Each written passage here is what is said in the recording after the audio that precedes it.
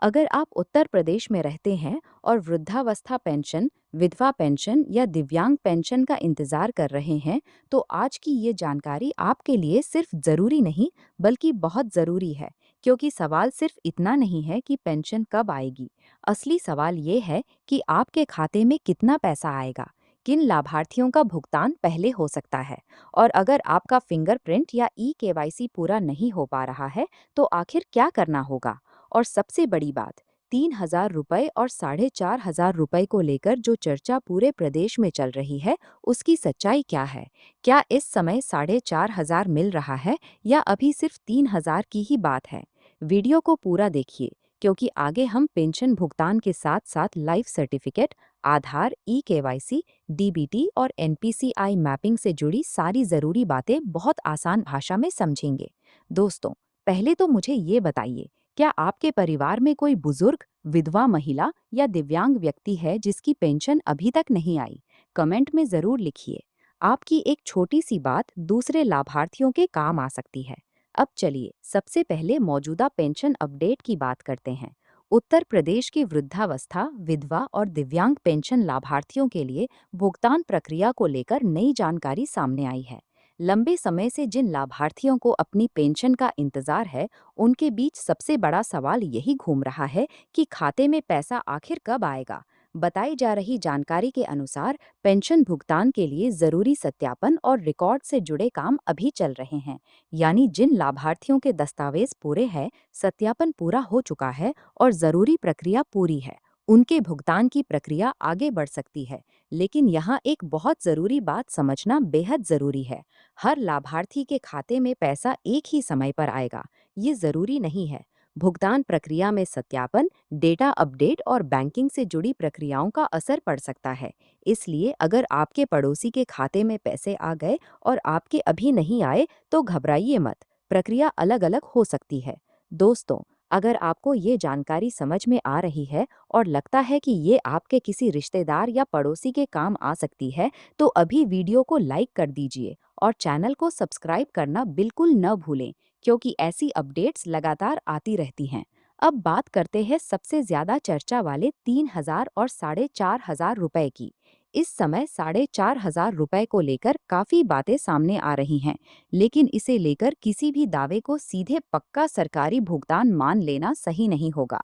दी गई जानकारी के अनुसार मौजूदा भुगतान के संदर्भ में 3,000 रुपए की बात कही गई है, जबकि 4,500 रुपए की बढ़ी हुई राशि को लेकर सितंबर महीने से मिलने की चर्चा है। यानी अगर आप अभी अपने खाते में 4,500 आने की उम्मीद कर रहे हैं, तो इस राशि को लेकर आधिकारिक आदेश या विभागीय पुष्टि को जरूर देखें। सिर्फ सोशल मीडिया या किसी वीडियो में कही गई बात के आधार पर अपनी पेंशन की राशि तय न मानें।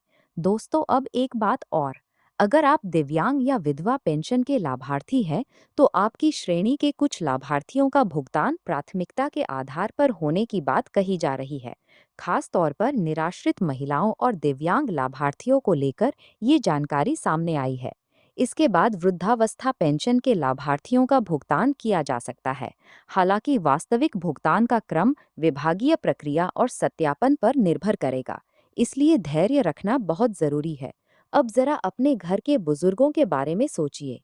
क्या आपके परिवार में किसी की उम्र 60 साल या उससे ज्यादा है और उनकी पेंशन का सत्यापन नहीं हो पा रहा?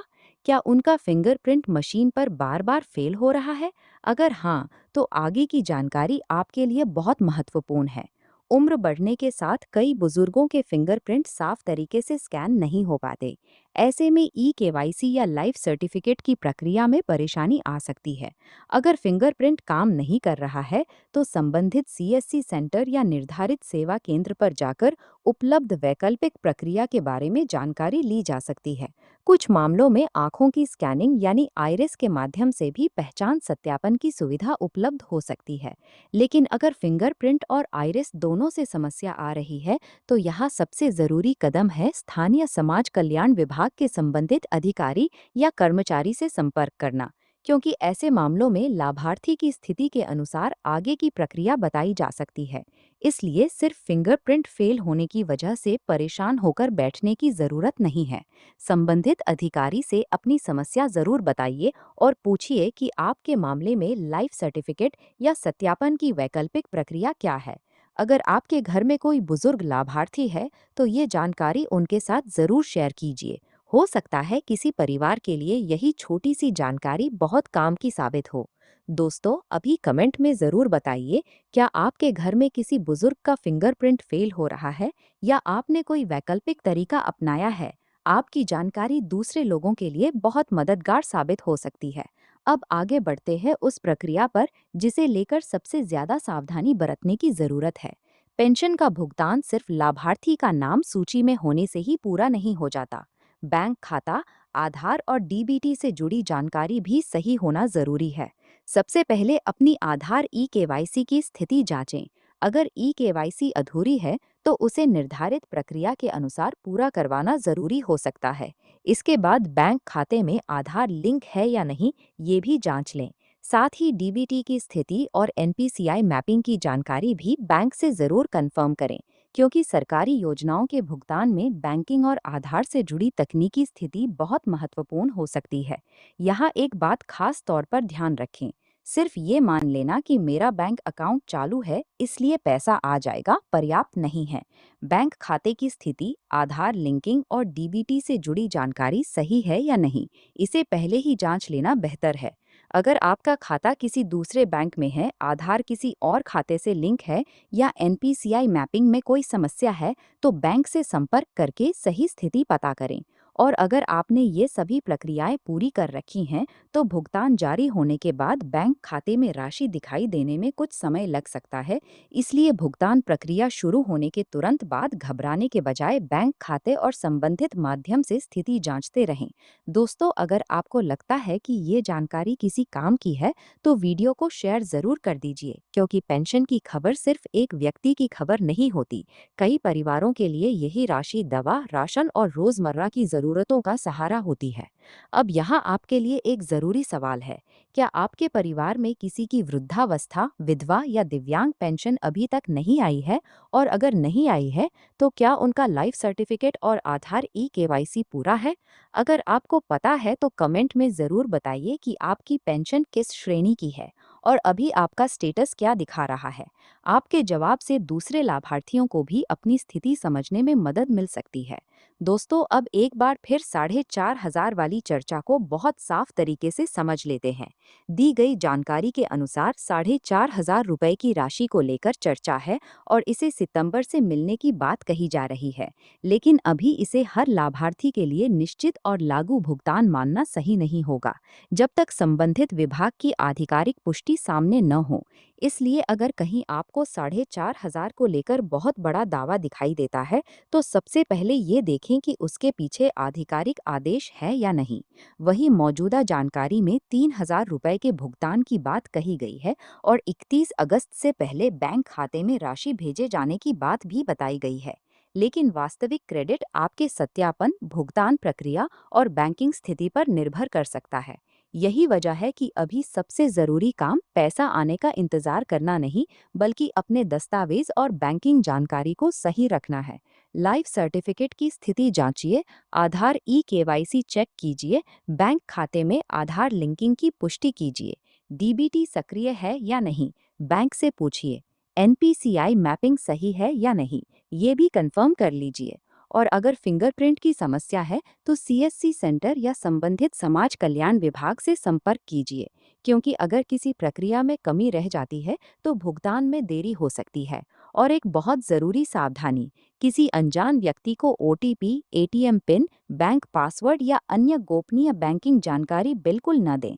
सरकारी पेंशन के नाम पर अगर कोई व्यक्ति पैसे मांगता है या बैंक की संवेदनशील जानकारी मांगता है, तो पहले उसकी सत्यता जांचें। कभी भी जल्दबाजी में कोई जानकारी न दें। अब पूरी जानकारी को एक बार संक्षेप में समझ लीजिए।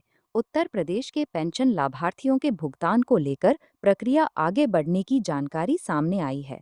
मौजूदा संदर्भ में 3,000 रुपए की राशि की बात कही गई है, जबकि 4,500 को लेकर सितंबर से मिलने की चर्चा है। लेकिन 4,500 को लेकर आधिकारिक पुष्टि के बिना इसे निश्चित भुगतान नहीं मानना चाहिए। वहीं जिन लाभार्थियों का लाइफ सर्टिफिकेट, आधार ई-केवाईसी, डीबीटी या एनपीसीआई मैपिंग से जुड़ा काम अधूरा है, उन्हें अपनी स्थिति जल्द जांच लेनी चाहिए। और जिन बुजुर्गों का फिंगरप्रिंट नहीं लग रहा है, उन्हें सीएससी सेंटर या संबंधित समाज कल्याण विभाग से वैकल्पिक सत्यापन की जानकारी लेनी चाहिए। दोस्तों, अब आप मुझे कमेंट करके ज़रूर बताइए, आपकी पेंशन वृद्धावस्था है, विधवा है या दिव्यांग? और क्या आपका लाइफ सर्टिफिकेट और ई-केवाईसी पूरा हो चुका है? आपके जवाब से दूसरे लाभार्थियों को भी अपनी स्थिति समझने में मदद मिल सकती है। अगर आपको लगता है कि ये जानकारी आपके किसी रिश्तेदार, पड़ोसी या पेंशन लाभार्थी के काम आ सकती है, तो वीडियो को शेयर ज़रूर कर दीजिए। वीडियो पसंद आया हो तो लाइक कर दीजिए और ऐसी ही पेंशन एवं सरकारी योजनाओं की अपडेट के लिए चैनल को सब्सक्राइब करना बिल्कुल न भूलें। मिलते हैं अगली ज़रूरी अपडेट के साथ। तब तक अपने दस्तावेज, बैंक खाते और सत्यापन की स्थिति ज़रूर जांचते रहिए। ध्यान रखिए, सही जानकारी ही सही रास्ता दिखाती है।